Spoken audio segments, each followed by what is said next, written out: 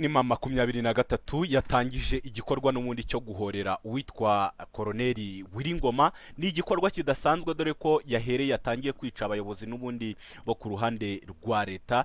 Kuri ubu ngubu ikaba yahereye kuri Koloneli Joseph Tipi Nganjore AK00. Uyu nguyu ni wiciwe n'ubundi mu gitero gikomeye cyane, mu mirwano ikomeye cyane yabereye Mikenge ahangaha.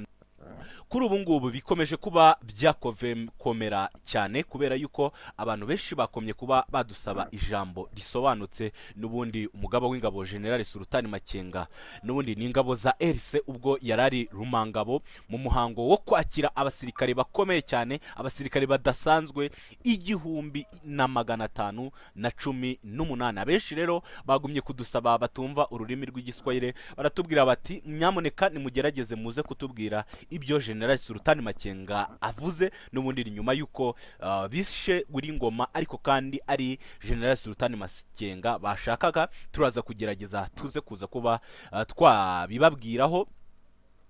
Ariko kandi turaza kuza kwibuka n'ubundi kubabwira ibiri kubera muri Uvira aha abantu batangiye kuba bataka cyangwa se imiryango yatangiye gutaka irimo iravuga ko yatangiye kubura abantu bayo. N'ubundi ni mu gihe abenshi bagumye kuba batunga urutoki leta ya Kongo cyangwa se leta igisirikare cya FARDC kari cyo cyashimuse abo bantu. N'ubundi ni abantu babonetse bagera ku 170. N'ubundi mwumva ebyiri zari ziri muri Uvira. Ibi ngibi rero nabyo turaza kuza kuba twabigarukaho.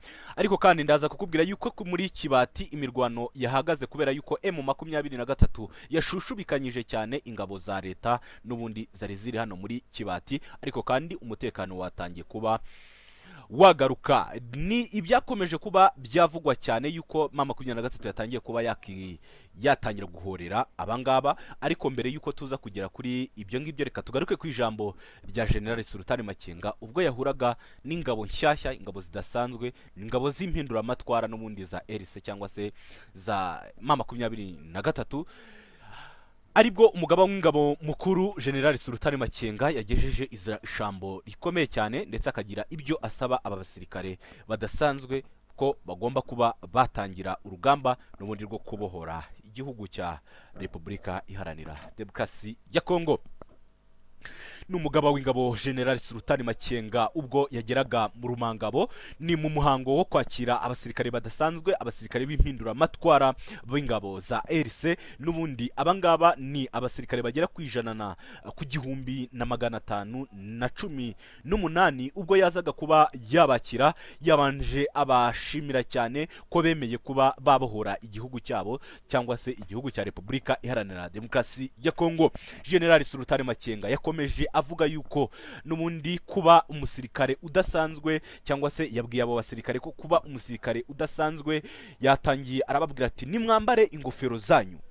We ni General Sultan Makenga, nimwambare impuzangano. Ariko umusirikare nyawe ntago ari umusirikare wo ku myenda gusa, ntago ari umusirikare w'impuzankano gusa. General Sultan Makenga yasabye abasirikare yuko bagomba kwakira kubohora igihugu cya Repubulika Iharanira Demokarasi ya Kongo bagakuraho ubutegetsi bubi. Ashishikariza abasirikare yuko badakwiye kuba bahutaza abaturage cyangwa se umuturage, ko badakwiye kuba bagira icyo bamukangisha kubera yuko ari abasirikare cyangwa se ari uko bambaye impuzankano ya gisirikare cya RC cyangwa se cya mama 23. Ahubwo arababwira bati kuba umusirikare nukuba umusirikare ku mutima. General Sultan Makenga ubwo yakomezaga asaba umusirikare yababwiye ati ibi ngibi mugiye gukora ntimuzabe nka leta ya Kongo, ahubwo ni muve mu bujiji guhera ubu munsi.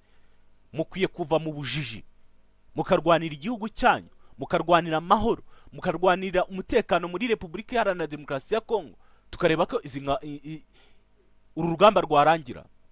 General Sultan Makenga ubwo yarari n'umangabo yasabye abasirikare bose ko badakwiriye kumva ibyo amahanga arimo arababwira kubera yuko ngo amahanga arabatererana.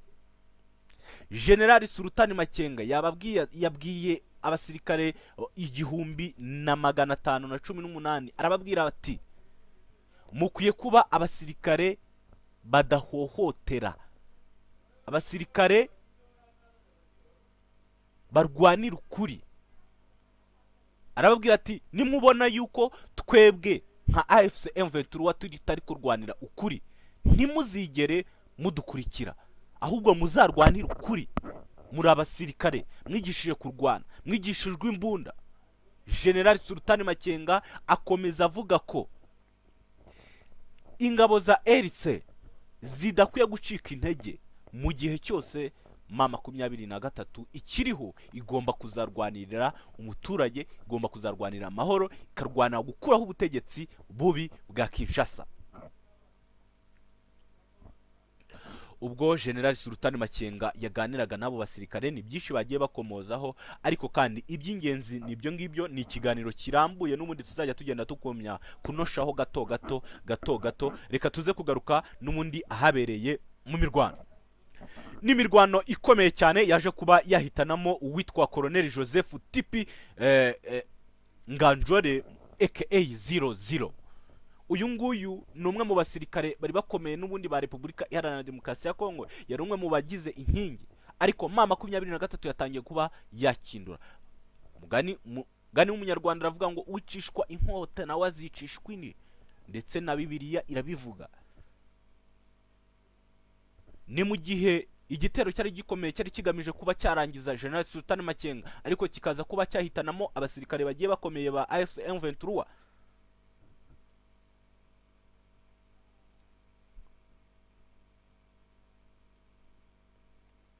Abangaba bakaba barishwe n'ubundi,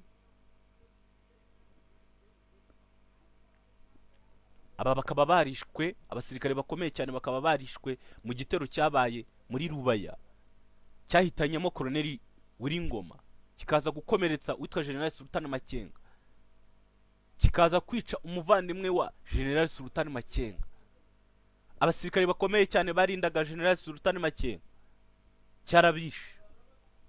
Iki gitero cya Repubulika Iharanira Demokarasi ya Kongo cyaminjagira cyangwa se cyagiye mu kirere, abaturage barimo, kisha abaturage benshi, cyica n'abasirikare ba AFC M23. M23 yise ifata umwanzuro yuko igomba kurwanira noneho ukuri, ititangaza intambara yeruye. Byatunguranye cyane ubwo General Sultan Makenga yabonekaga Rumangabo.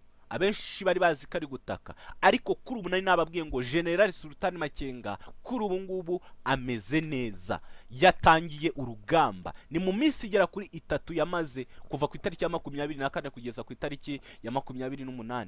Uyu General Sultan Makenga yarari kuribwa, ariko ubwo yavuye mu bitaro ku itariki ya 28 yatangiye urugamba rukomeye cyane, yatangiye urugamba rukomeye cyane. N'imirwano yakomeje kuba yavuga cyane, ndetse ni Angola yatangaje amahoro, ariko kuri ubu abasesenguzi benshi barimo barakemanga ibiganiro byose biri kubera muri Angola. Kuri ubu umusesenguzi mukuru yavuze ati M23 ntago izongera gusubira mu biganiro bya Angola. N'ubundi ni mu gihe Angola yaratumijeho M23 mu mwaka washize, ubwo yarimo imaze gufata umujyi wa Goma ndetse na Bukavu, hakaza gutangazwa yuko hagambaniwe M23 ikanga kwitabira ibiganiro bya Angola, bikahita bihindukira idoha muri Qatar. Ibiganiro bya Angola, Joao Lorenzo, mu perezida wa Angola, ndetse akaba n'umuhuza ku ruhande rwa AFC M23 ndetse na Kinshasa. Kuri ubu abasirikare be bari muri Repubulika Iharanira Demokarasi ya Kongo. Nta makosa mwumvamo. N'amahanga akomeje kuba yagaba igitutu gikomeye cyane ku ngabo za M23 ndetse no ku gihugu cy'u Rwanda. Ibi ngibi bikomeje kuba byafata indi ntera, ariko M23 ndavuga ati songe mbere. M23 ndetse n'u Rwanda rukavuga ruti amahanga ari kwirengagiza ibyakozwe, ibyo u Rwanda rushikamyemo. Rwashyize ubwirinzi ku mipaka ya Repubulika Iharanira Demokarasi ya Kongo kugira ngo irinde umutekano wabo w'abajenosideri bari mu Rwanda bashaka kuzahungabanya igihugu cy'u Rwanda. Ibi ngibi u Rwanda ruhora ruhakana yuko rutazigera rukura ubwirinzi ku gihugu cyabo, ndetse ruhakana kenshi ko rukorana na AFC M23 mu buryo bwa gisirikare. Ariko amahanga yafatiye ibihano igisirikare cy'u Rwanda RDF, ariko yirengagiza abajenosideri FDLR ikorana n'igisirikare cya Repubulika Iharanira Demokarasi ya Kongo. Ibyo ngibyo wenda turaza kuza kubigarukaho mu kiganiro kije kuba cyarambura. Ni mu gihe bigikomeje kuba byavuga, ndetse ni muri Kivu y'Amajyaruguru aho impanuka yabaye idasanzwe, ni inkuru idasanzwe y'abantu 100 baje kuba bahasiga ubuzima. Ni impanuka yabereye mu Birombe, n'ubundi Birombe biza kuza kuba byagwira abantu barenga 100 baza kuhasiga ubuzima. Wenda abadukurikirana ku rubuga rwa WhatsApp bo bagenda babona utwo tuvideo tuba twatubashyizemo, ariko iyi nkuru turaza kuza kuyigarukaho mu buryo burambuye. Ni inkuru ibabaje itari nziza y'abantu bapfiriye mu burasirazuba bwa Repubulika Iharanira Demokarasi ya Kongo. Ni ibyo M23 rero ikomeje kuba yakora. Turaza kugenda tugaruka tuba updatinga naho imirwano igeze. Reka iki kiganiro cyacu tukirangiriza.